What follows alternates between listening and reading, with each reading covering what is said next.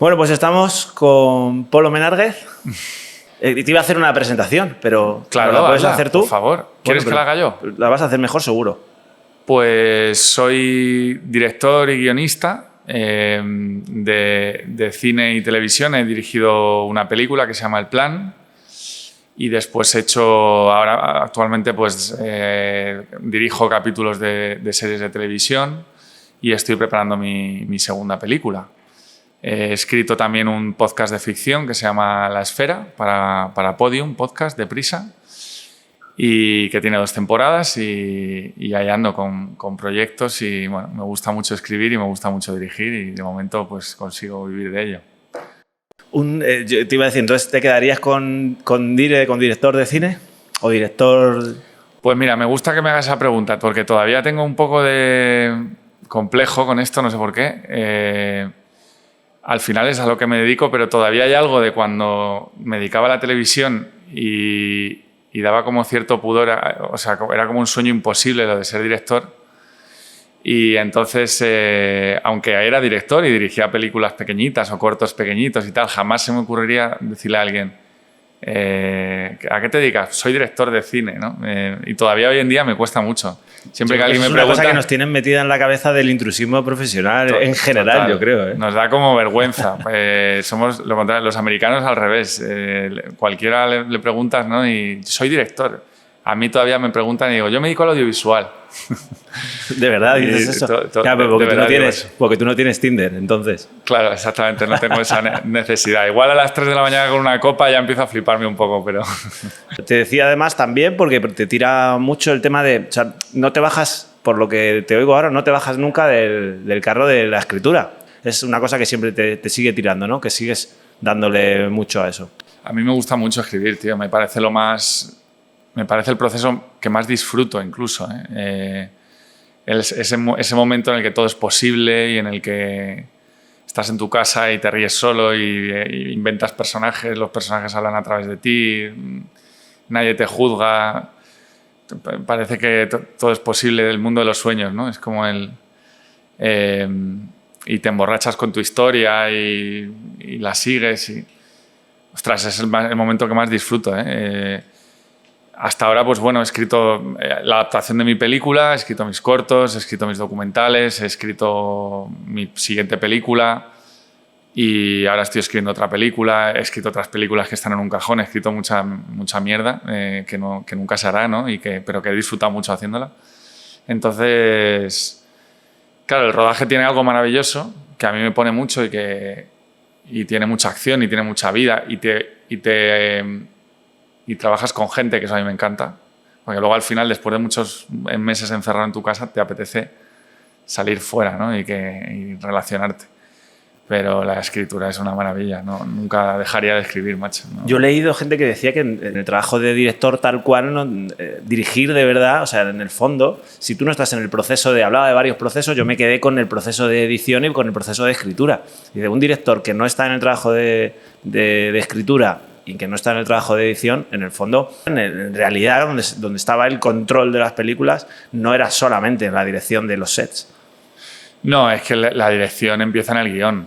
Y además yo siempre lo digo en alumnos ya. En realidad, por ejemplo, la dirección de actores, yo diría, no estoy exagerando, que pues más de la mitad del trabajo de dirección de actores está en el texto, en la escritura. Para que un actor esté bien, el personaje tiene que estar bien escrito, tiene que estar bien dialogado, tiene que tener un recorrido y un conflicto importante, ¿no? La mayoría de veces que vemos a un actor que está bien es porque el guión está bien escrito y cuando está mal es porque el guión está mal escrito. O sea, hay frases que son indefendibles. Luego hay actores que son tan buenos que defienden lo indefendible y lo hacen muy bien, ¿no? Pero yo creo que gran parte de la dirección parte de la escritura. Yo me siento así cuando dirijo series, porque no las escribo yo, hasta ahora. A mí me dan unos guiones que yo puedo discutir o puedo trabajar pero con muy poco margen, porque además entras en procesos de producción donde ya está todo muy avanzado y donde la historia ya está vendida, está aprobada, entonces tú entras ahí un poco a mesa puesta. aunque tú le das tu intención y tú le das tu punto de vista y tú puedes elegir cómo cuentas narrativamente y visualmente un guión, desde luego que no siento que como director esté haciendo el 100% de mi trabajo. Estoy haciendo una suerte de realizador.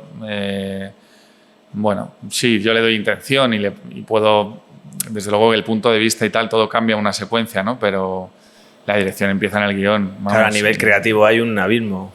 Claro, es un abismo. O sea, ya solo elegir la historia que quieres contar. O sea, en el momento en el que tú eliges qué historia quieres contar, ya estás dirigiendo. Aunque no la escribas tú. Y luego pasa lo mismo en montaje, que es la segunda escritura de la película, ¿no? Primero se escribe en papel y luego en montaje. Pues un director que no está en montaje, pues al final no está terminando de dirigir su película o su serie. Entonces yo suelo estar, ahí sí que en las series intento estar en montaje todo lo que puedo. Porque, pero es que es muchísimo, ¿no?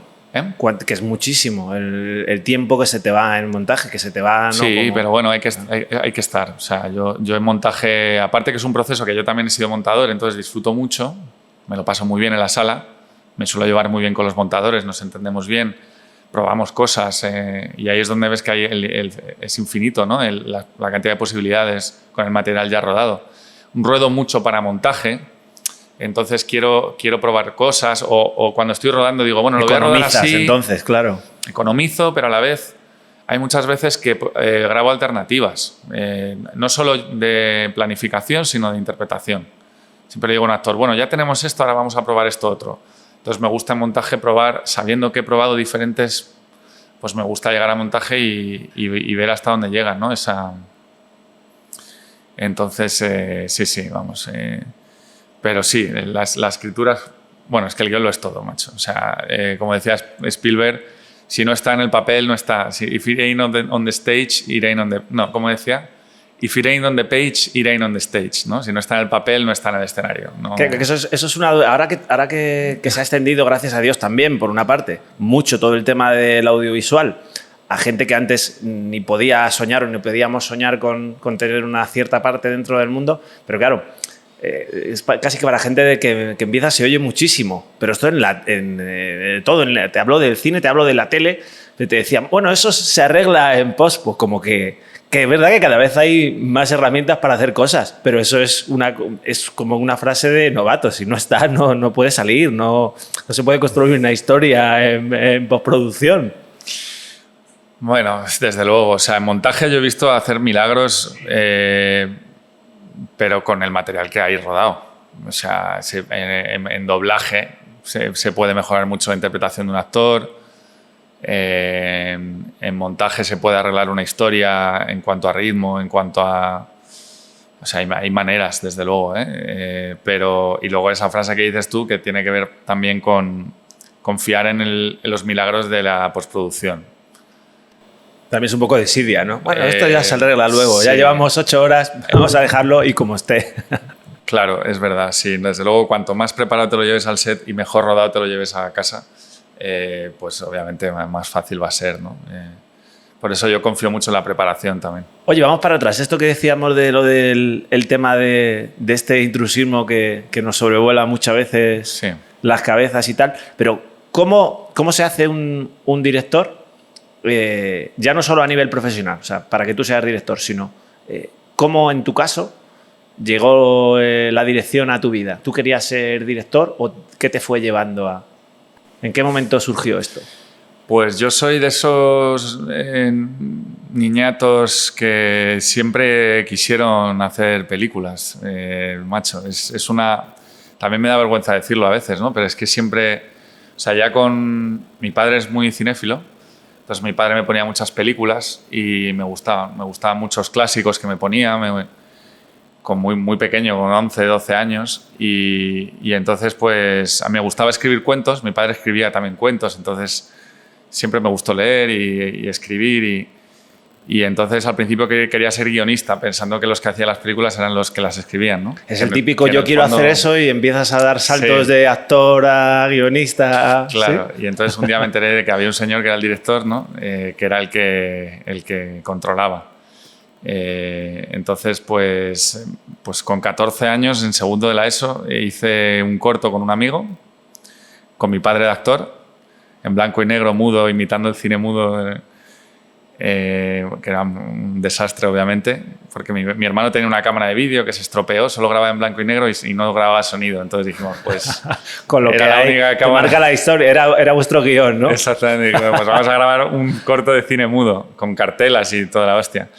Y a partir de ahí pues seguí haciendo cortitos. Luego me regalaron una cámara cuando era más adolescente, ¿no? Con 17 años o así, me regalaron una cámara de estas caseras y ya usaba a mis amigos para grabar y en la carrera seguía grabando algún cortito. Luego pues vas empezando, ¿no? Pues curras en el corto de un colega, en la carrera pues curras en el corto de alguien más mayor que yo, que lo hacía con más medios, con focos ya y con traveling y no sé qué y tal. Y entonces dije, yo también quiero y te vas... Pero ha sido una obsesión de toda la vida, ha sido una pasión... A mí me atraviesa, macho. O sea, yo no te engaño que no hay día de mi vida que no piense en mi profesión y en mi... Entonces ha sido siempre lo cuento también a alumnos y gente que me pregunta y para mí la clave de llegar, ¿no? De llegar a dirigir, que es algo muy difícil. Le oía a Rodrigo Cortés decir, es como ser astronauta. O sea, que dirigir una película es algo que cuando eres pequeño te parece como algo imposible, ¿no? En mi caso ha sido quizá más que una muestra de talento, ha sido como un empecinamiento brutal. O sea, como el llegar a donde veías lejos, ¿no? Exactamente, decir, es que por mis cojones, o sea, ya llega un punto en el que digo, perdón, que está tu cámara, que llega un punto en el que digo, lo quiero conseguir y ha sido mucho trabajo, mucho intentar hacer y mejorar, ¿no? Y a mejorar haciendo, hacer mucho, grabar mucho que se ha quedado en un cajón y tirar mucho y volver a empezar y hasta que, y sobre todo, bueno, ser humilde en los primeros pasos. Mi primera película, El Plan, fue una película muy pequeña, de 3 personajes en un piso. Bueno, bueno, sí, quería hablar yo de ella, pero sí, cuéntanos. No, me refiero que luego volvemos a ella, pero que luego, cuando terminé la carrera, hice una peli en 5 días con 2 actores amigos, con pocos más medios de los que hay aquí ahora mismo. Pero esa es la del Plan, amigos. ¿no? Ah, no puede ser, digo. No, digo, es otra. Creo que te estás pasando de humilde. No. Cuando terminé la carrera hice una película llamada Dos Amigos, que era una película entre documental que inventamos sobre la marcha con 2 colegas que grabamos con muy pocos medios, ¿no? El Plan considero que es mi primera película porque fue la primera película que grabé con algo más de medios, ¿no? Con Raúl Arévalo, con Antonio de la Torre, con Chema. Sí.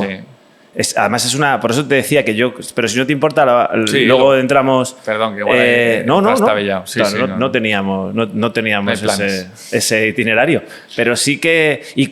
Pero yo te quería hacer una pregunta. Cuando tú llegas, porque tú lo ves, para ti es un sueño, evidentemente, es lógico, muchas veces se dice, joder, que los sueños hay que dejarlos porque cuando llegas, ese descubrimiento del sueño, cuando de verdad lo conviertes en tu trabajo y cuando de verdad lo conoces, porque es algo muy idealizado, es un trabajo vocacional. ¿Qué parte de romanticismo, cómo es? O sea, ¿cómo desde el sueño hasta que de verdad lo conviertes en tu profesión y en tu día a día, se te rompió algo o descubriste algo? Cuéntanos ese proceso. Pues todavía estoy en un punto en el que siento que mi profesión es un gran privilegio. O sea, todavía lo veo con romanticismo. O sea, todavía. Y me refiero que yo, cuando me vienen a buscar por la mañana para ir a rodar, yo voy como un niño pequeño. Voy muy ilusionado porque, o sea, suena el despertador y me despierto como, venga, ya. Me encanta rodar, me parece una sensación, es que es un privilegio ir a un set donde hay una serie de personas que están esperando lo que tú digas para inventar una historia y poner en pie una cosa que estaba escrita en un papel con todo ese pifostio que se monta, ¿no? Y toda la gente dejándose la vida por lo que se está haciendo en ese momento. Es muy bonito, ¿no? Es una cosa y de repente lo que has imaginado, ver cómo se ve en una pantalla y entonces pues lo sigo viendo con mucho romanticismo, de verdad, ¿eh? No es una... Es ¿Pero verdad no te has roto ninguna parte o has descubierto algo nuevo? No quería ser yo pesimista. Bueno, ¿sabes la parte mala? La parte mala es que te das cuenta de que cada película y cada proyecto que hagas llegar a él, una vez se acaba, encontrar el siguiente no es más fácil, ¿no? O sea, parece que es más fácil, pero dices, vale, me he tirado toda mi vida intentando hacer mi primera película. Y cuando la has hecho dices, ostras, que es que ahora tengo que volver a empezar todo el proceso para conseguir hacer la siguiente. Y sabes que es más difícil todavía, porque la película quieres que sea más grande, necesitas más dinero, más financiación. Entonces es tan difícil levantar una película que quizá lo más frustrante, y no es poco, o sea, me refiero que para mí es muy frustrante, es el miedo a no hacer la siguiente. Te quitan las ganas de rodar las series, te mantienen, te dan de comer, te mantienen pegado a tu oficio de director, pero lo más bonito es hacer tu película, obviamente, es contar tu historia, es lo que hablábamos antes. No el show business que tiene detrás, que es lo que al final hace o deshace en la película, porque aunque tú consigas llevar la película, a lo mejor, te pregunto o me lo invento, creo que todo eso tiene que ser muy frustrante, porque al final eso marca también mucho una película. No, sobre todo es la elección de una historia. O sea, tú eliges la historia que quieres contar.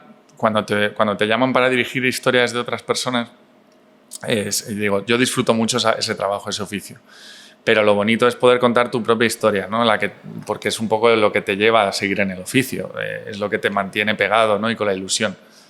Entonces, hostia, lo difícil que es muy frustrante. Y luego el miedo a que no te llamen, el miedo a que el último proyecto que hagas sea el último, ¿no? Y que eso nos ocurre a todos, ¿eh? No es solo a mí. Te imagino, sí. ¿Cuántos grandes directores se han tirado muchos años sin rodar? Y no solo es, porque muchas veces la gente de fuera pensamos, se está tomando 10 años sabáticos. No. Eso no ocurre. O sea, España y el mundo entero, no solo España, todas las industrias están llenas de directores que intentan durante 10 años levantar 3 proyectos y no levantan ninguno. O levantan uno regular. O que tienen, fíjate, Guillermo del Toro, ¿no? Cuando ganó el Oscar, decía esa cosa tan bonita que dices, desde fuera parece que mi carrera ha sido meteórica. Desde dentro para mí es como a cámara lenta. Dice, yo antes de ganar el Oscar tenía 10 guiones que nunca conseguí rodar. 10. O sea, 10 películas que Guillermo del Toro escribió y no consiguió rodar. Que pueden ser, me lo voy a inventar, pero pueden ser 10 años de una vida. 10 años de su vida. Entonces, claro, esto genera mucha frustración en el fondo. O sea, entonces, enfrentarte a que yo tengo 35 años, me va a pasar toda la vida. Conozco grandes directores en este país que tienen proyectos que no han conseguido rodar o que tardan 5 años en rodar entre película y película. Claro, 5 años desde fuera no parece mucho porque el tiempo pasa muy rápido. Entonces dices, la nueva película de, yo qué sé, Alberto Rodríguez. Sí. Pero desde dentro, a lo mejor Alberto Rodríguez lleva 5 años peleando por hacer esa película. Pues son 5 años con una losa. Claro, exactamente. Y temiendo que no se haga y de repente se va a rodar, pero de repente se cancela porque falta una pata de la financiación que pensaban que tenían los productores y luego no tenían. Entonces hay que esperar. Y entonces dices, bueno, hay que esperar 4 meses más, pero eso supone que hay un actor que ya no puede rodar, que el protagonista ya está liado con otra película, entonces hay que esperar 1 año. Y dices, ostras, 1 año, si ya le iba a rodar.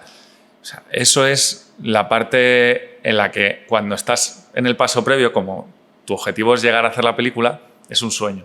Pero ya te digo, llegas y te das cuenta de que eso va a ser igual de duro toda la vida, ¿no? Y dices,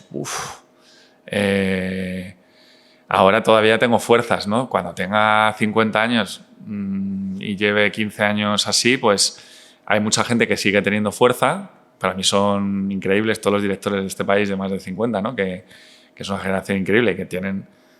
Ahora curran mucho con las series, o sea, ahora hay curro, ¿no? Pero a mí me parece fascinante los que aguantan. Y yo creo que es una carrera de fondo, de aguante y de... Tiene que serlo. Y de soportar eso, ¿no? La putada es que yo creo que al final eso termina influyendo en el proceso creativo. O sea, si tú cada vez te enfrentas a mayores problemas para poder llegar a hacer una película y luego durante la película, al final, toda esa... todos esos obstáculos seguramente terminan influyendo en tu futura película. O sea, que cada película cada vez te cueste más llevarla a cabo o al final no estás dispuesto a eso y te vas. Es una pena que todo el show business... Está claro, es que mata el impulso. Claro. O sea, hay una cosa que en el cine, el impulso creativo, algo que te lleva en un momento determinado a querer contar una historia, y eso se va diluyendo con el paso del tiempo. Entonces hay que aprender a reenamorarse de los proyectos. Y mi siguiente película la empezamos a escribir hace casi 5 años. Llevamos 3-4 años intentando financiarla. Hay veces que cuando vuelvo a ella, claro, mientras tanto van pasando cosas, no estás en paro en tu casa, estás currando en otros proyectos. Pero cuando vuelves a ella, casi no te acuerdas del impulso que te llevó a querer hacerla. O a lo mejor era una historia muy pegada a la actualidad. Eso es lo que te iba a decir. Que la sociedad parecía que tenía un hueco especial para ella, que cuando nace, o ya en el peor de los casos se ha quedado caduca, se ha polillado, o hay que reinventarla, ¿no? O a veces es bonito porque de repente, desde una óptica de al menos actualidad, gana otra perspectiva que es interesante. Desde luego, lo que está claro es una cosa, es que tú no eres la misma persona que cuando pensaste en esa idea creativa. Entonces, claro, puede ser que incluso a lo mejor la idea sigue viva totalmente, pero tú ya no estás en ese momentum, ¿no? Es decir, entonces enfrentarse a eso tiene que ser duro. Bueno, es lo que te digo, es frustrante. Creo que hay cosas más duras en la vida, pero bueno, es frustrante. O sea, es una sensación como, joder.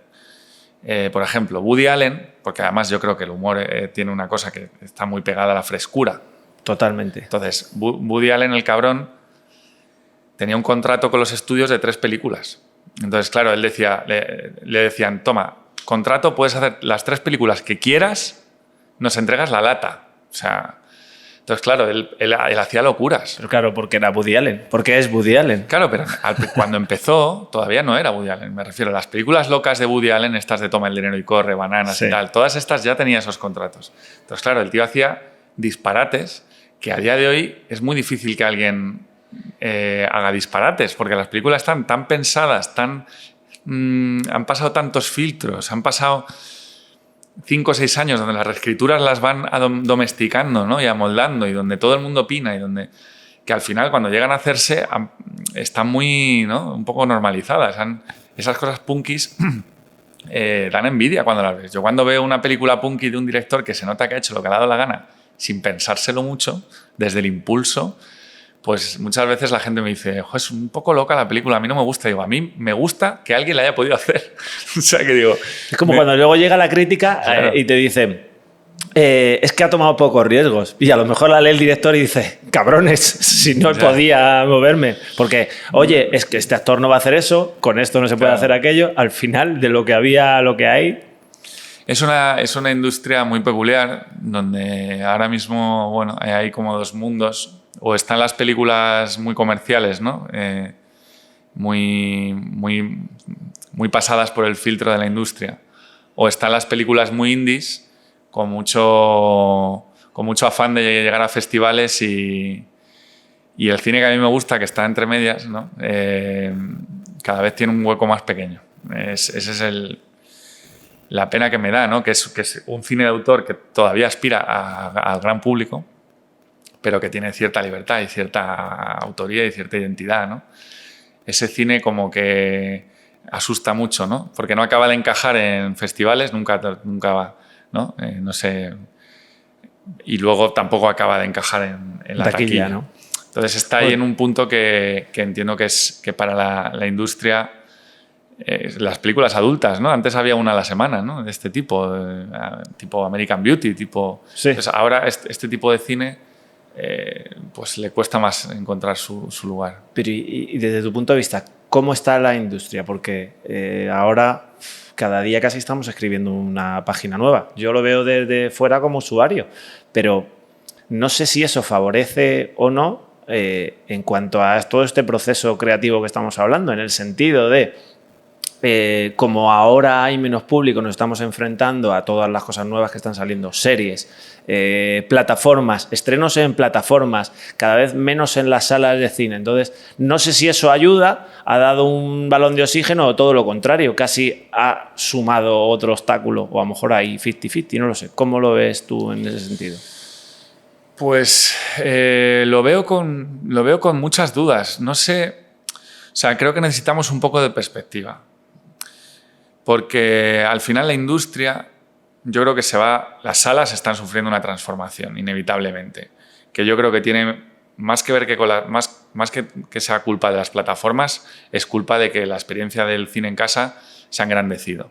Es decir, nosotros antes veíamos La jungla de cristal en VHS en una tele que medía 50 centímetros y que estaba a 3 metros del sofá. Y te decía tu padre, niño, dale al tracking que se ven, claro, ven los hilos por arriba. Y lo veíamos en panorámico. O sea, veíamos una tablet era más grande que la tele de mi casa. O sea que...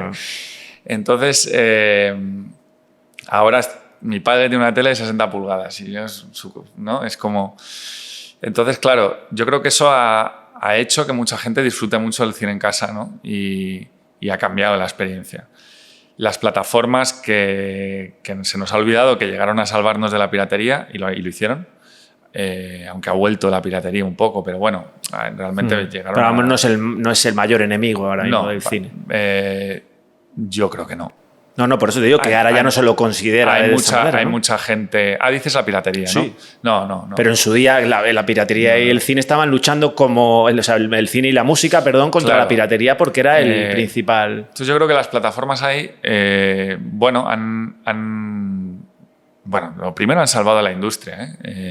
Yo sé que esto es muy duro, hay muchos compañeros que están en contra y a mí me cuesta mucho sumarme a esa crítica. Porque me encanta el cine, voy al cine todas las semanas y me encanta la sala de cine y yo siempre que hago un producto pienso que se va a ver en una sala de cine, me da igual el qué.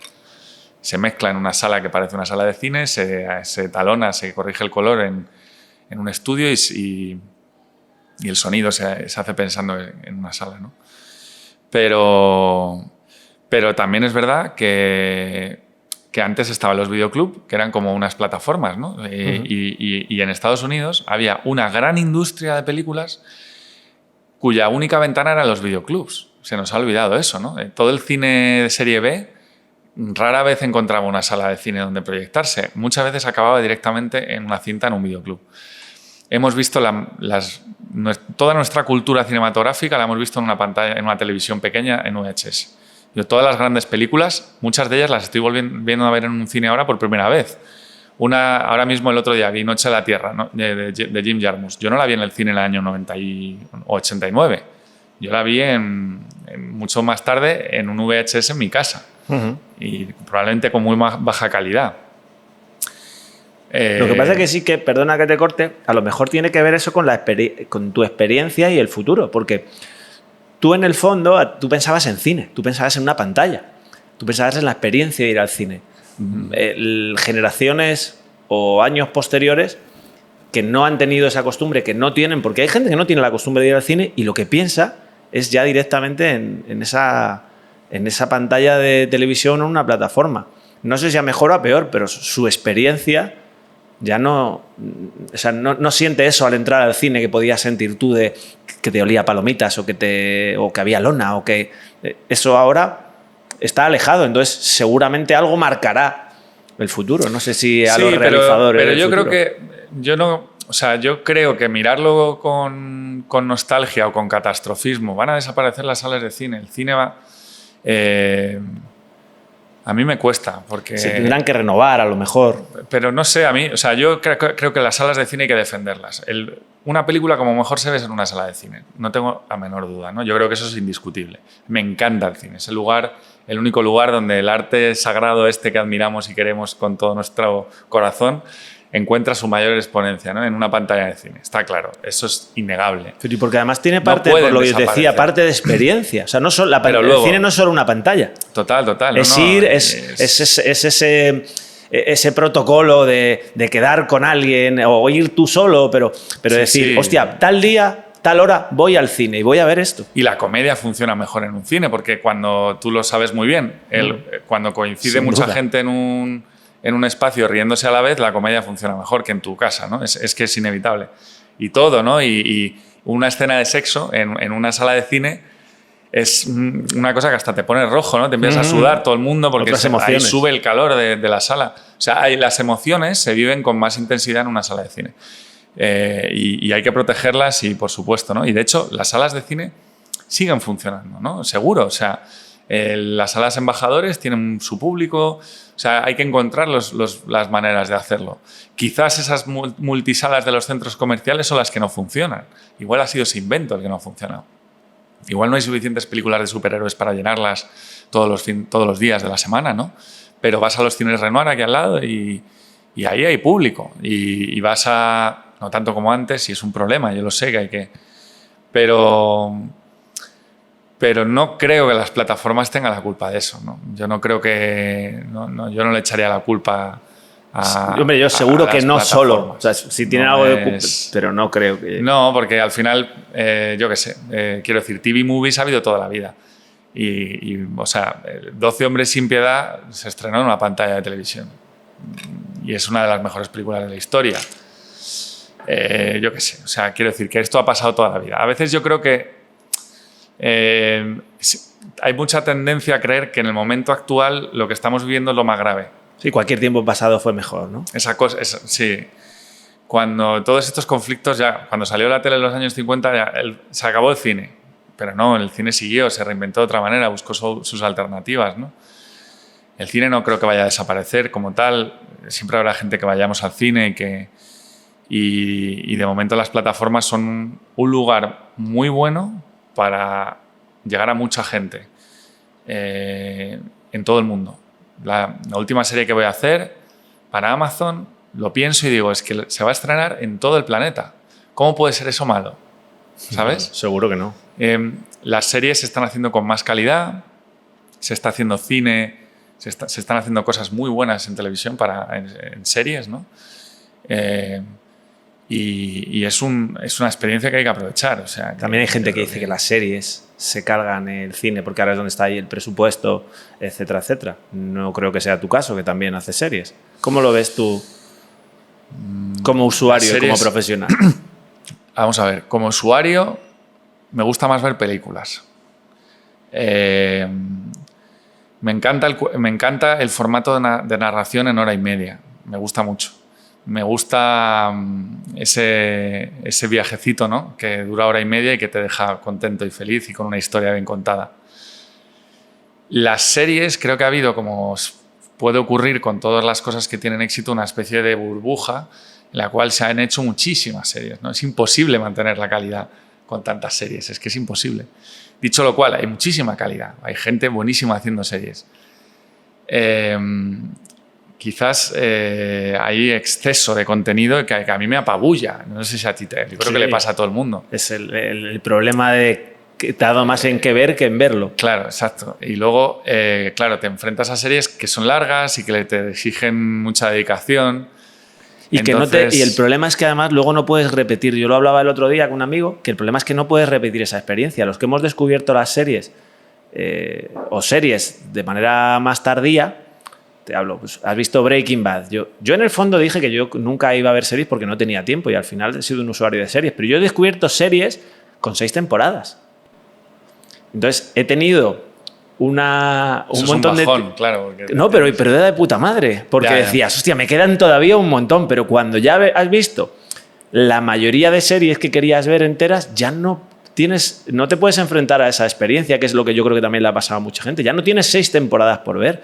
Tienes una temporada como mucho, que además a lo mejor ya la estrenan cada semana y que no han grabado con el mismo tiempo, porque ahora ha habido ese tocar las palmas a todo el mundo que ha trabajado en esa industria, porque por cojones cada año tenía que haber una serie, encima pandemia, lo otro. No tienen el tiempo. O sea, nosotros hemos visto series, o yo he visto series, 6 temporadas de una serie que se ha tardado en grabar mucho tiempo y ha habido muchos recursos que ahora no tienen. Entonces ya no puedo optar a esa, a no ser que coja series que son antiguas y que yo no había visto, pero ahora ya no me voy a poder enfrentar a... No lo hay. Ya. Sí, no, es... mira, hay ahora que lo decías, ¿no? La diferencia de las series de antes. Fíjate, ya estamos hablando de las series de antes, cuando era... lo bonito que tenían, por ejemplo, el ala oeste de la Casa Blanca, ¿no?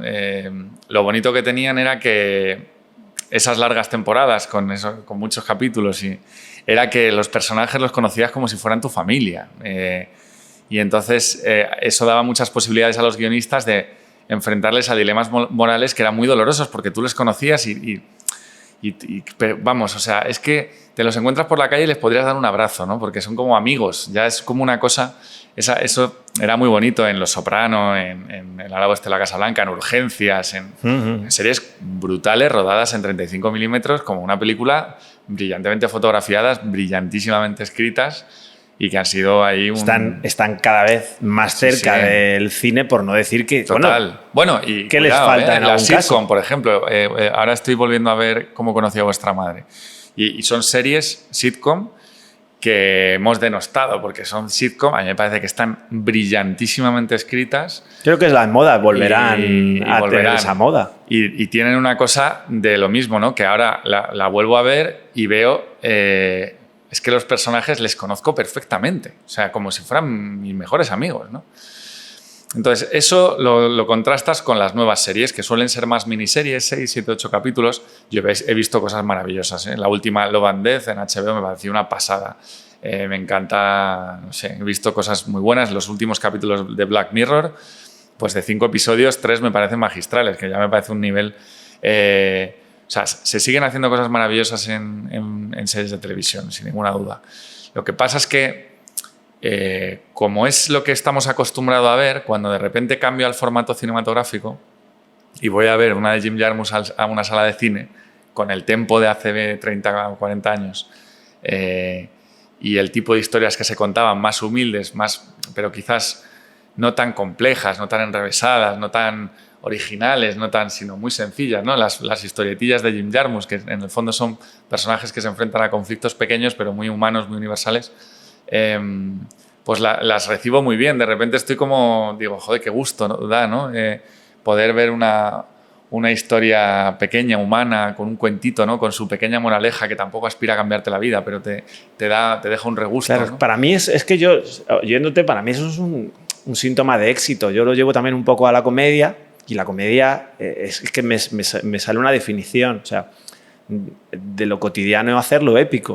O sea, algo muy poquito y de ahí, para eso me parece magnífico. Lo que pasa es que creo que ese tipo de estructuras ahora se enfrentan con un problema, una problemática muy grande, que es la abundancia de estímulos.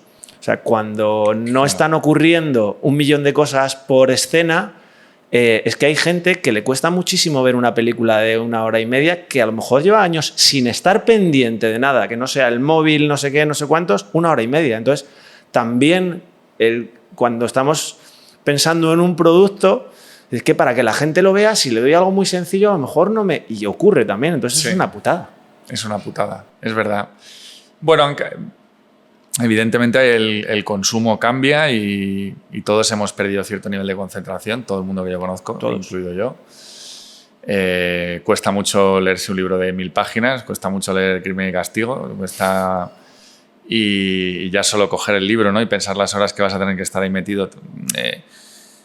Cuando antes, yo no recuerdo, cuando estaba en la universidad leía más que ahora y no tenía ningún pudor en meterme en esos novelazos, ¿no? Y ahora dices, a ver el tiempo que... Pero bueno, supongo que esos cambios al final han pertenecido a la historia de la narrativa. Te quiero decir, igual que se escribía diferente en el siglo XVI que en el siglo XX. Tienes que ser parte al final de tu época, no puedes escapar a... Claro. Y la poesía en el siglo XVII, si no era estrictamente, ¿no? Si no tenía unas reglas formales y de repente llega el siglo XX y se carga todo eso y habrá gente que diga, pues entonces ya no es poesía. Pues... O sea, siempre ha habido una guerra entre el arte actual moderno, ¿no? y el pasado. Joder, pero qué gusto oírte, porque alguien metido en una industria, la que sea, el ver... A veces necesitamos, yo creo que eso, el que la gente vea las cosas con un poquito más de ese prisma de calma. Porque el mensaje de ahora es ese, el de cualquier tiempo pasado fue mejor, es que ahora no se puede por esto, es que ahora es una putada porque aquello, es que... Bueno, pero es que lo que hablábamos de la sitcom, bueno, las sitcom prácticamente parece que han desaparecido de la charla pública, pero a mí no me queda ninguna duda de que formatos como la sitcom vuelvan a venir y se vuelvan a poner de moda porque haya un redescubrimiento simplemente por gente que no las había visto y ahora las va a ver y van a volver a la conversación y van a volver a existir y se le va a dar un formato como ahora vemos cosas de los 90 y parecen el rollo vintage, es que todo va a tender a eso. Y ese mensaje de calma al final yo creo que está de puta madre, porque cada vez hay menos ese tipo de mensajes. Es que, ¿sabes lo que pasa? Que cuando lees artículos o entrevistas a gente en los 90 que ya estaba demonizando la pantalla de televisión porque decía que el cine se iba a acabar, y han pasado 30 años y yo sigo yendo al cine y sigo yendo a ver un ciclo de Jim Jarmusch en Los Golem y sigue estando lleno. Sí, hay problemas, no digo que no. Las salas de cine han pegado un bajón brutal, es muy difícil conseguir taquilla. La gente no va al cine a ver cierto tipo de cine, ¿no? Porque creen que no merece la pena pagar 10 euros por ver una película que luego ya veré en mi casa. Esto es una cosa que yo oigo a mis amigos. Esto es un problema grave, y yo creo que hay que reflexionar sobre él y tal. Lo que pasa es que el catastrofismo o sentir, ¿no?, que todo va mal, a mí me agota, porque yo, pues, tío, confío en el progreso, macho. Tengo una especie como de confianza en que la humanidad progresa. Te parece una gilipollez, ¿eh? No, claro que no. De hecho, me reconforta ese tipo de mensajes. Entonces pienso, bueno, pues hay un tipo de cine que está en peligro de extinción, es verdad. Estamos peleando porque no lo esté, quizá al final no lo esté, ¿no? La música parecía el rock and roll ha muerto y luego resulta que hay 80.000 personas viendo a los Red Hot Chili Peppers en el Mad Cool, ¿no? Bueno, hay algo que sigue vivo ahí, no sabemos qué es, ¿no? Solo el tiempo nos dirá. Es que solo la perspectiva, ¿no?, y el tiempo nos dirá si lo que creíamos era verdad o no. En el momento todo se ve muy negro. No, sí, seguramente todo tenga su parte, ¿verdad? Pero que tú estás diciendo, joder, pero es que habrá gente que haya visto en el Mad Cool a los Red Hot Chili Peppers aquí en Madrid y habrá dicho, pero no fue igual que el concierto cuando los vimos en... Bueno, y en ese día de ese concierto también estaba alguien pensando, pero esto no era igual que cuando veíamos ahí, y eso siempre lo va a haber. Sí, no, la nostalgia siempre está ahí, ¿no? Y eso está claro, yo soy muy nostálgico. Cualquiera que me oiga ahora dirá, pero tú eres muy nostálgico. Digo, yo soy muy nostálgico. A mí me hubiera encantado vivir en los 60. Es que el cine tiene que tener, claro, yo creo que una parte de nostalgia. Sí, claro. Salvo que hable incluso hasta de los superhéroes. El cine de superhéroes tiene una gran parte de nostalgia. Y tú ves... Si no, no existirían los superhéroes hoy. Los estrenos, la lista de las 100 películas más vistas en el año 70 y te caes de culo. Eran todas obras maestras. Y en los años 90, o sea, fíjate, estos días que me estoy haciendo un ciclo de los 90, La jungla de cristal, Noche en la tierra, Down by Law, el otro día estaba pensando también todo Tarantino en los 90, ¿no? El otro día Do the Right Thing de Spike Lee, Sexo, mentiras y cintas de vídeo. O sea, es que esos 3-4 años, ¿no?, del 89 al 93, es que fueron increíbles. O sea, había unos peliculones que ahora dices, ¿pero era consciente la gente en ese momento de que existían esos peliculones?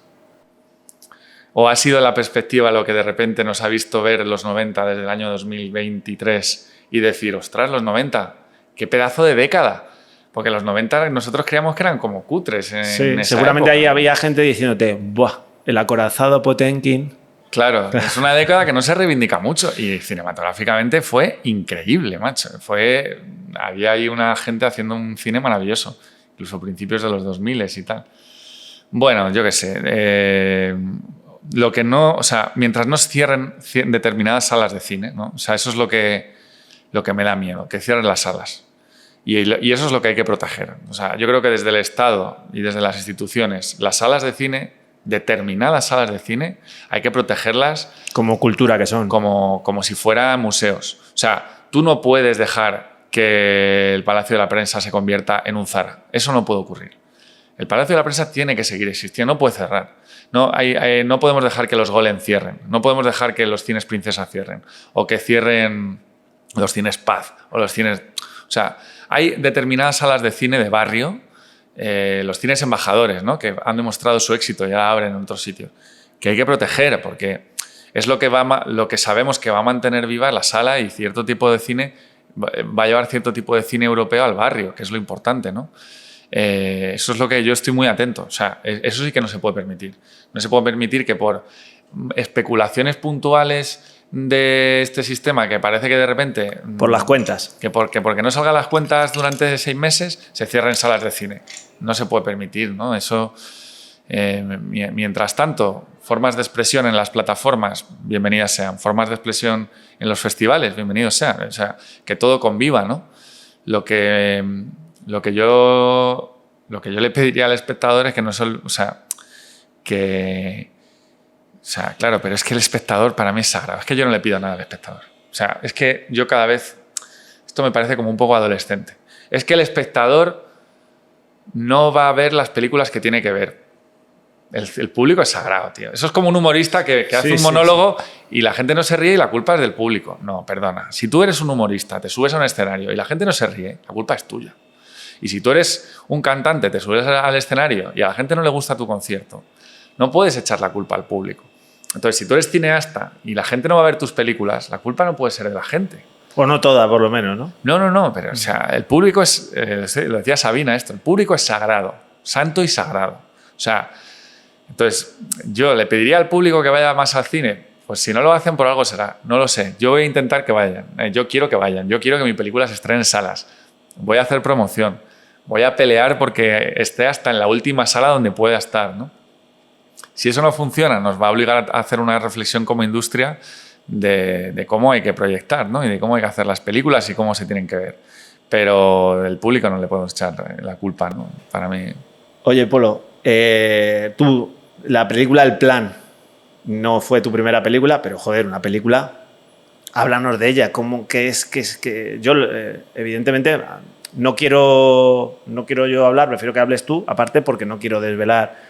Para mí tiene un cierto significado, yo la vi y me dije, ostras, que además está guay, mola mucho, llegó en un momento que tenía mucho que decir, pero ¿qué ha supuesto en tu carrera esa película entonces y ahora? Pues, bueno, para mí El Plan a mí me cambió la vida. Es una película muy pequeña, muy humilde. Cuando digo pequeña me refiero a que es un texto un poco ambicioso, que es muy fiel a la obra de teatro en la que está basada, con 3 actores que se mueven prácticamente en una sola localización, ¿no? En un salón y 3 habitaciones más y un portal y una calle. Y que toda su fuerza y su poder está en el texto, ¿no? En el texto y en las interpretaciones. Entonces, como para mí este es el gran reto de la dirección, texto e interpretaciones, yo creo que fue un caldo de cultivo muy guay como para demostrarme a mí mismo y a los demás el tipo de director que podía ser, ¿no? Entonces, fue un enorme placer poder tener un buen texto que adapté libremente con ciertos cambios, ¿no? Y intentándolo hacer lo más visual posible. Y tuve la suerte de tener el mejor elenco posible. O sea, el elenco soñado, ¿no? Esta cosa que dices, bueno, ojalá lo hicieran Raúl Arévalo, Antonio Latorre y Chema, ¿no? Que lo hace fantástico, lo hacía fantástico en la obra. Dije, ojalá pues le acompañen Raúl y Antonio. Y de repente dijeron que sí. Y dije, ostras, o sea, esto no suele ocurrir, ¿no? A veces cuesta encontrar el elenco ideal y en este caso pues salió muy bien.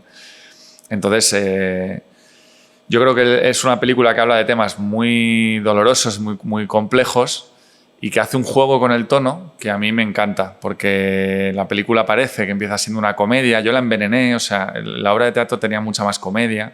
Yo le quité comedia y la envenené, ¿no? Cuando digo la envenené me refiero que la película empieza siendo oscura y un poco incómoda. Tiene comedia, pero te ríes como a medias, no te acabas de reír del todo. Luego hay momentos donde ya sí te ríes, ¿no? Y donde las salas donde la he visto... Jugando con esa tensión, ¿no? Sí, jugando con esta tensión. Hay veces que te preguntas, ¿por qué me estoy riendo? No debería reírme, pero me estoy riendo. Pero igual hay gente que le molesta que la gente se ría, ¿no? En ciertos momentos. Sí, la política, ¿no? Sí. La corrección política. La corrección política. Y luego tiene un final demoledor, que yo creo que no hay que contar. Entonces, habla de temas muy complejos, habla de una cosa que a día de hoy... Fíjate, hablando, ¿no? de cómo envejecen las películas. Cuando hicimos la película yo hablaba de la masculinidad tóxica con todo el boom, ¿no? De eso hablaba, ¿no? La película. Y además era un momento donde se estaba hablando mucho de eso. Sabes que yo te hablo a nivel usuario, yo he hablado con gente de la película y hay gente que no le ha dado el tiempo. A mí me ha pasado, hostia, ¿has visto la peli? No, es que... Y porque, como tú dices, al principio parecía llevar, y como eso estaba tan en tela de juicio, sigue estando a día de hoy, pero estaba tan en tela de juicio, había gente que no le daba el tiempo a saber de qué iba la película. Esto es una película, y la acusaban de lo contrario de lo que es la película. Sí, ¿Te lo has encontrado alguna vez? Sí, me lo he encontrado. O sea, bueno, la película ha tenido interpretaciones al revés, ¿no? De decir que parecía una película machista o que defendía, o que parece que justificaba ciertos comportamientos machistas o que hacía mofa de ciertos comportamientos machistas. Pero estoy seguro que el tiempo ha ayudado mucho a eso. Yo creo que esas cosas en el estreno que caen más de lo que luego luego esa línea de tiempo de pasar los años hacen que la gente la vea con la calma suficiente. Mira, ¿sabes lo que pasa? Que es imposible que cuando juegas en una delgada línea en la cual tú como creador estás poniendo encima de la mesa unos comportamientos absolutamente reconocibles, pues yo no me quiero decir, son personajes que están a nuestro alrededor, pero no les juzgas tú como creador, me refiero, simplemente los retratas y les sigues y construyes un relato que inevitablemente está basado en la empatía. Cuando hablo de empatía no me refiero a decirle al espectador esta gente es buena, sino que como los reconoces y sabes quiénes son esos personajes y los personajes sufren, conectas con ellos, ¿no? Y los actores los defienden muy bien, hay un punto de conexión. Entonces, cuando de repente el final de la película te destruye todo eso y te pega una hostia, hay gente que lo puede leer como que tú has querido crear empatía con ellos. Blanquear o crear empatía o justificar. Es que ese mensaje me parece eso Entonces, de blanquear. ¿qué ocurre? Que digo, en el fondo, la mirada a la oscuridad del ser humano es una mirada empática. Esto es y es la única manera de entender la oscuridad del ser humano. Es muy difícil que esto se malinterprete, ¿eh? Por eso siempre que explico esto voy como de puntillas y con mucho miedo, porque además la gente que puede criticar la película desde ese lado es mi gente. Yo siempre lo digo. O sea, es que encima es eso, ¿no? El enemigo en casa, ¿no? Yo me considero un hombre feminista, siempre he estado... entonces, digo, claro, no quiero que mi gente malinterprete la película que yo he hecho, pero lo que no voy a hacer tampoco es... regalar a la película, o sea, estropear la película desde mi punto de vista con mi juicio, porque digo, yo creo que a la gente lo que le interesa es tener su propio juicio, no que yo le diga cómo tienen que pensar, ¿no? Entonces, las primeras películas que me dicen cómo tengo que pensar, pero a lo que iba, para entender a esa cosa que llaman monstruo, ¿no? Para entender la oscuridad, la cosa esa turbia del ser humano que dices, pero ¿cómo puede un ser humano ser así? Para entenderlo, la única mirada es sentarte con él. La única manera es sentarte con él, con esa oscuridad, mirarla de cara, ¿no? Mirarla a los ojos. Es que me estás leyendo. Entonces, ¿qué ocurre? Ejemplos en la historia, muchos. Taxi Driver. Scorsese, pues sí, pero quiero decir, hay más películas o novelas. A Sangre Fría, que hace Capote. Hay un par de tipos que entran en una casa y asesinan a toda la familia. Están en una cárcel y Capote se va allí a decir, ¿estos tipos qué les pasa? Y Capote prácticamente se enamora de un tío que se ha cargado una familia entera.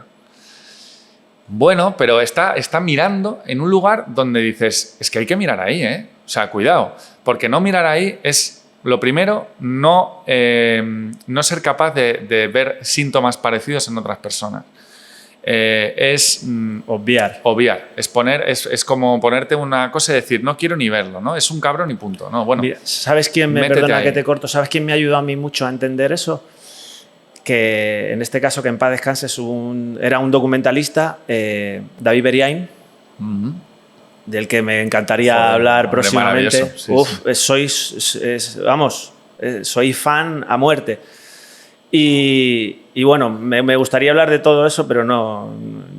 Ojalá se pueda. Bueno, que el caso, David Beriain dice, le acusan en determinados momentos de retratar en sus documentales a determinadas personas, diciéndole que estaba blanqueando determinadas personas y determinados comportamientos.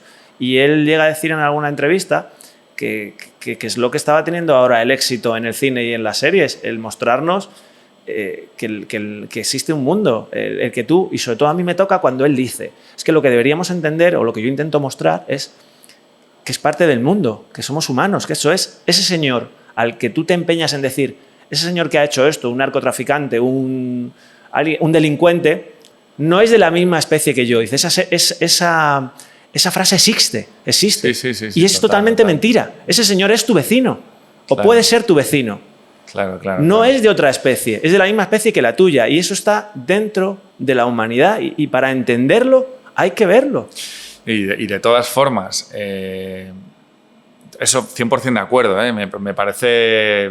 Es que al final intentar que las obras lo que hagan es enseñarte cómo tienen que ser los seres humanos. ¿Quién es el bueno y quién es el malo? ¿Quién es el bueno y quién es el malo? Solo mostrar a gente buena haciendo cosas buenas porque nos va a servir como guía o que solo sirvan para demostrar injusticias que hacen los malos a los buenos. Hay películas maravillosas que hacen esto, ¿eh? Sí. Que también, o sea, hay hueco para todas, ¿no?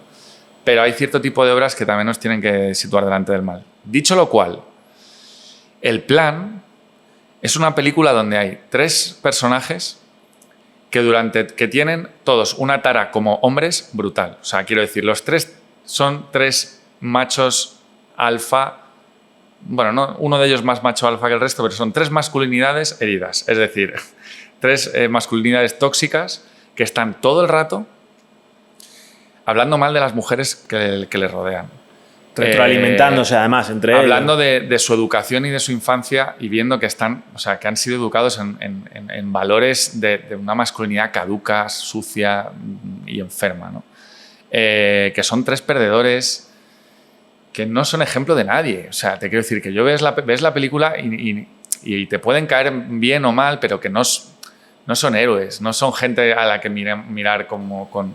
Sí que es difícil no pensar, son modelos. Es difícil pensar, joder, el director me está diciendo que esto es lo bueno y esto es lo que yo tendría que ser. Estos pobres hombres, no. Se pelean, se tratan mal como amigos, no son capaces de expresar sus sentimientos, son absolutamente incompetentes emocionales, son violentos. Es decir, Paco es una bomba a punto de estallar, quiere meterle una hostia al primero que se pase por delante. Ramón es un tipo que parece una mosca muerta, pero a la mínima de cambio salta y está tarado y dice unas cosas terribles y claramente también tiene grandes problemas. El otro Andrade trata mal a las mujeres, las cosifica, le suda la polla a todo, va por la vida, no le han educado en el respeto a los demás, o sea, va por ahí. Que son 3 personas que podrían ser nuestros amigos, porque todo el mundo tenemos taras, ¿no? Yo creo que la violencia podría estallar en cualquiera de ellos, ¿no? Luego resulta que estalla en el que supuestamente menos te lo esperas. Ya estoy desvelando, pero bueno, da igual, hace tiempo ya. Y yo creo que esto es importante decirlo. La película habla de eso. No está diciendo, pobrecitos míos, cómo sufren. No, en ningún momento. Si te dan pena por su situación laboral o por su situación económica o por lo que sea, pues bueno, pero te quiero decir que eso no es una justificación, simplemente es un caldo de cultivo, ya está, nada más, ¿no? Entonces, bueno, yo creo que la película en ese caso es clara y meridiana, ¿no? De lo que está hablando, y mucha gente lo ha entendido así. Supongo que mucha gente que no le ha dado el tiempo suficiente a la cinta para... Gente que no la ha visto incluso entera o lo ha visto de la manera que hablábamos. Ha hecho un juicio de valor y ha restado atención al resto de la película. Pero mira, Scorsese decía que cuando hizo Taxi Driver, no me quiero comparar con Scorsese, Dios me libre, por el amor de Dios, años luz, pero... Eres más alto. Cuando hizo Taxi Driver, es que luego dices esto y dices, mira, se está comparando con Scorsese. No, esto me sirve a mí para irme a la cama más tranquilo. Scorsese, cuando hizo Taxi Driver, los tíos le paraban por la calle y le decían, gracias porque por fin alguien habla de mí. Y gracias por defender a ese hombre que está en la calle. Y Scorsese decía, no estoy defendiéndole, no. Si tú eres así, eres un gilipollas, ¿no? Y eres un cabrón. Pero había gente que veía esa película y se sentía identificada con Travis, ¿no? Y decía, pues gracias por hablar de mí. Y digo, no, estoy hablando de lo mal que estás, no de... Y Scorsese ha hecho varias cintas de ese estilo, porque Toro, ¿no? Bueno, tiene Toro Bravo, Toro Salvaje, perdón, sí. y la del Rey de la Comedia. Sí, total, imagínate, y Casino, todas, ¿no? Casino. Todos son mafiosos maltratadores con los que sufres, ¿no? Y bueno, hablamos de Tony Soprano. También se criticó a Tony Soprano, ¿no? Esa serie. Es decir, tú te enamoras de Tony Soprano, es tu mejor amigo. ¿Cómo no? tú te enamoras de él. Es tu mejor amigo. Cuando ves la serie, es que le quieres abrazar. Hasta su psicóloga tiene un cierto debate. Es un tío que tiene un prostíbulo, que maltrata a las putas que están en su prostíbulo, que engaña a su mujer, que mata gente y la descuartiza. O sea, que es capaz de matar a un familiar si tiene un problema. Eso te iba a decir, las relaciones con su círculo más íntimo también están en duda total. Total, ¿no? Y entonces... Pero y ahí está la riqueza de verdad de la serie también. ¿Está haciendo David Chase apología de ese tipo de comportamientos? El que lo lee así... Bueno, es que en realidad nadie lo lee así. Son 4, en realidad son 4 los que lo leen así. Te lo digo en serio. O sea, sí, seguro. Mi y gracias a Dios. conclusión es que el 90% hacen una lectura correcta, y así lo he sentido yo en el estreno de la película, y un 10% que están enfadados con el mundo siempre lo va a ver. Se empeñan en buscar enemigos. La gente que critica el plan o que ha criticado el plan, siento que en algún momento o tienen un enfado que yo entiendo, porque lo entiendo, porque joder, es que es verdad, tío, es un tema muy, muy complicado que ha hecho muchísimo daño.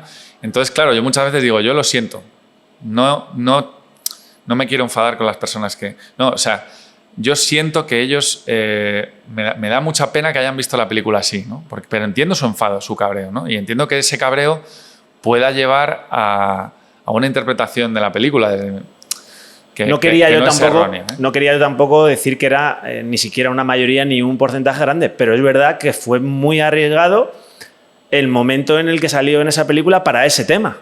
Para ese tipo, porque era un momento de efervescencia de esos 4 que pudieran salir, que iban a ver, o sea, siempre hay una efervescencia del que quiere ver mal cualquier cosa. Sí. Porque da igual, si hay gente, hoy en día lo tenemos en las redes sociales, hay gente que tiene un mensaje preparado, esperando a ponerle nombre y apellidos, pero el mensaje lo ha pensado por la mañana, y yo esto no es que lo piense yo, es que es real. Entonces... Pero claro, cuando tú tocas un tema en un momento de cierta efervescencia, sabes que esos 4 van a salir porque están ahí esperando. Y luego hay un punto, yo también cuando he tenido estos debates, y los sigo teniendo, en el que intento aprender también, o sea, cuidado, porque tampoco creo que sirva como enconarse o enrocarse. De todos los puntos de vista se aprende, y no estoy yendo como de... No, o sea, de verdad, y las películas, cuando te arriesgas a entrar en estas líneas que son un poco... Pues sabes que generan debate, y generar debate supone generar debate. Donde, mientras no haya agresividad, yo creo que siempre es sano. La agresividad, pues bueno, ya te digo que en general yo no la he sufrido con la película. Yo he disfrutado la recepción de la película. Yo lo he vivido muy, muy a gusto. Oye, y a nivel no técnico totalmente, pero fuera del contenido de la cinta, ¿qué te supuso a ti como director la película, el antes y después? A nivel, yo qué sé, a todos los niveles, a la hora de realizarla, a nivel de taquilla, ¿cómo te cambió? Bueno, nos decías que te ha cambiado la vida, pero también a nivel de lo que está fuera del contenido. ¿Dices a nivel profesional o a nivel de industria? Sí, ¿cómo te encontraste tú, por ejemplo? Porque fue tu primer gran encuentro con la taquilla, por ejemplo, tu primer gran encuentro con una película, con una realización de un presupuesto mayor y con unas expectativas mayores. La dirección de la película, o sea, la propia producción y la dirección es compleja, porque la peli al transcurrir, tener muy pocos elementos, te obliga a ser imaginativo en la puesta en escena, sobre todo te obliga a mantener un ritmo, ¿no? Y una tensión dramática que tiene que estar muy atento al texto, ¿no? Muy atento a no pasarte con el tono, muy atento a equilibrar esa cosa entre la comedia y el drama, muy atento a la transición entre... O sea, hay cosas técnicas de dirección que son complejas. Visualmente igual. Sabes que tienes que estar muy atento a los detalles, no vas a tener grandes elementos visuales, tienes que intentar que el detalle esté cuidado, que si el plano corto es un poquito más amplio, un poquito más corto, es por algo, ¿no? Que la distancia de la cámara con el personaje estaba muy medida en la película, y detalles de puesta en escena, de ritmo, ¿no? De cómo la película empezaba siendo muy estable y luego se soltaba y la cámara estaba más en mano cuando había más nervio, ¿no? En las secuencias, y yo tenía intenté estudiar muy al detalle la tensión dramática de la película, ¿no? Cuando la película iba más rápida, cuando se frenaba, o sea, todo eso lo trabajamos y lo estudiamos mucho. Luego vino todo el proceso de estreno de la película y su desarrollo, que fue, bueno, pues estuvimos en Festival de Semincia, en sección oficial. Bueno, eso lo vives, es una barbaridad, tío. Eso es una... Se vive con mucho miedo, se vive con miedo a que no guste la película. La primera vez que pones la película en una sala, tienes miedo de que la gente no entre en la comedia, de que... Y ahí la verdad es que fue para mí un goce absoluto, porque la película, la gente se reía cuando se tenía que reír y cuando se tenía que dejar de reír, el silencio era increíble, ¿no? Era un silencio de esto de acongoje, de miedo, casi había miedo en la sala, ¿no? Después del Festival de Valladolid vino el estreno en salas, que fue un estreno modesto, o sea, fue un estreno pues, de una película, pero bueno, acorde al tipo de película que era, ¿no? Fueron 50 copias, algo así. Y funcionó relativamente bien, teniendo en cuenta que fue el primer fin de semana de sol del año y que el siguiente fin de semana llegó la pandemia. O sea, fue como... los cines se cerraron 3 fines de semana después del estreno de mi peli. Con lo cual yo tuve la suerte de por lo menos rascar 3 fines de semana y la mala suerte de que esos 3 fines de semana ya había mucha gente con miedo que dejó de ir al cine. Hubiéramos podido hacer más, al final hicimos una taquilla suficiente para nuestras expectativas, que eso para mí es ya un logro en el cine español, vamos. Y de esa parte del estreno, pues recuerdo la semana del estreno mucho miedo a la recepción de la película. La crítica se portó muy bien con la película, fue impecable. No, en periódico no leí una crítica mala del plan. Yo no... En algún blog sí se habló mal de la película, es inevitable, ya solo faltaba, ¿no? Pero lo que es crítica impresa fue muy... Y aunque supongo que hay que aprender a que eso no nos afecte, sí que recuerdo seguirlo con mucho miedo, ¿no? Cada crítica me asomaba como diciendo, por favor, y en el fondo pues sientes que eso te importa, ¿no? Y que es una mierda, no debería importarte, ¿no? No debería importarte la opinión de un crítico, al final es una persona con un gusto personal, ¿no? Pero inevitablemente importa y lo vives con... Hombre, entiendo que también es la primera vez de esa magnitud, sí. Es normal. Y luego, pues, claro, la pandemia lo mandó toda la mierda, ¿no? Hostia, es que... ahí sí que fue... Pues ya pues anuló todo, ¿no? O sea, nos mandó todos a casa y bueno, lo que pasa, ¿qué ocurre? Que es verdad que dentro de lo malo de tal, yo sé... que todo lo malo que pasó en la pandemia es que eso para mí era como insignificante, ¿no? No dices, bueno, pues qué mala suerte, ya, pues ya está, tampoco...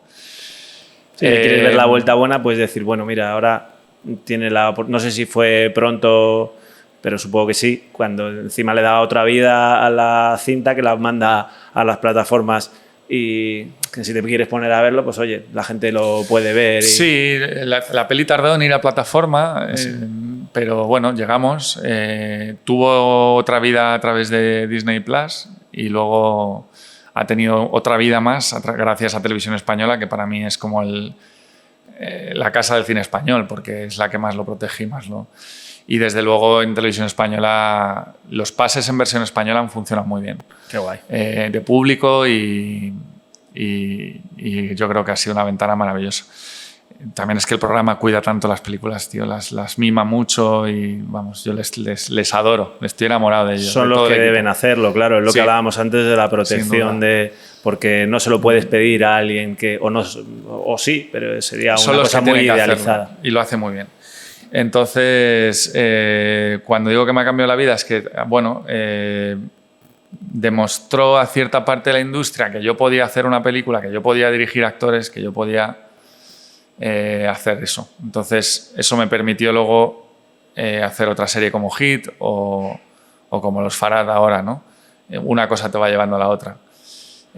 Supongo que no hubiera llegado a dirigir series sin hacer antes el plan. O hubiera tardado más, ¿no? A lo mejor me hubiera llegado... Y hacer series a mí me ha permitido independencia económica, aprender del oficio y disfrutar del trabajo, ¿no? Poder vivir de esto bien y ser feliz haciendo mi trabajo, que es para mí un lujo, ¿no?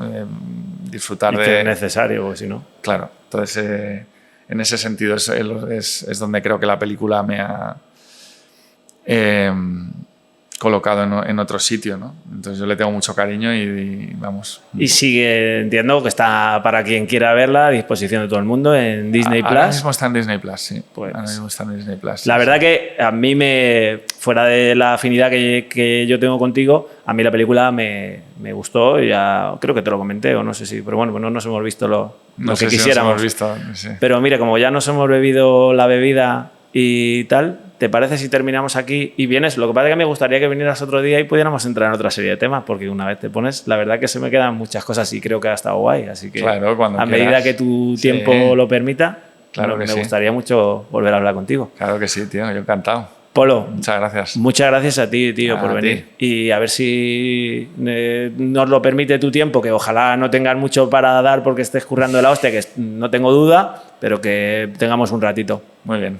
Muchas gracias, tío. Gracias, un placer.